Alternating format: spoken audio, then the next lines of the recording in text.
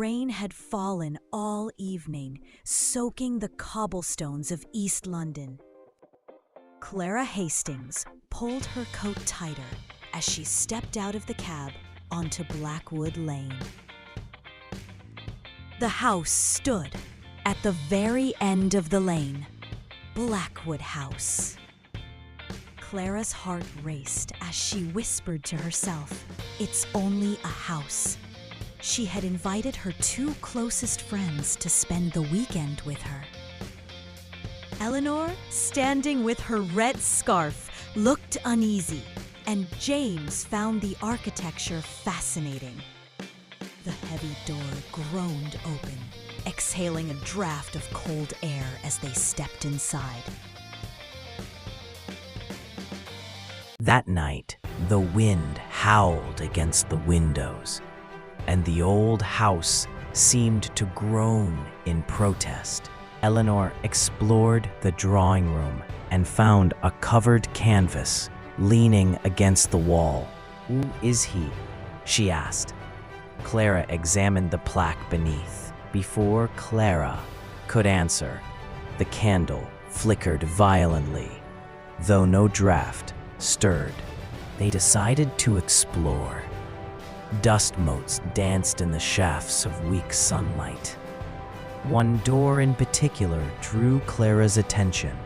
A tall, narrow door, secured with a heavy chain. At dawn, on the third day, James discovered an old trunk in the library. Clara read aloud from the diary of Jonathan Blackwood. But Eleanor's face had gone pale. "Her, who is her?" Jonathan wrote of shadows moving on their own and a woman in black.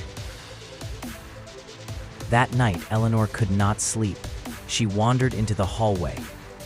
At the far end of the corridor stood a figure, a woman in a black gown.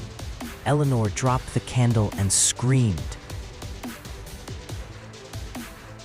By the fourth day, the house felt alive. Doors slammed without wind. Mirrors cracked. The whispers grew louder, overlapping. James insisted on investigating the locked door. But Clara, torn between fear and curiosity, agreed with James. Beyond lay a narrow room, utterly dark. Eleanor whispered, "You should never have opened the door." James and Clara tried to escape again, but the house twisted around them. They returned to the mirror room, where the woman in black pressed her hands against the glass.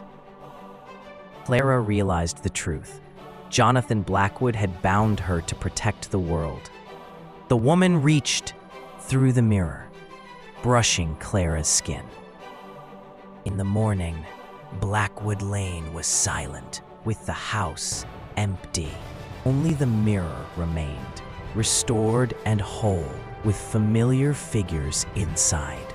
The woman in black roamed the house, waiting and watching.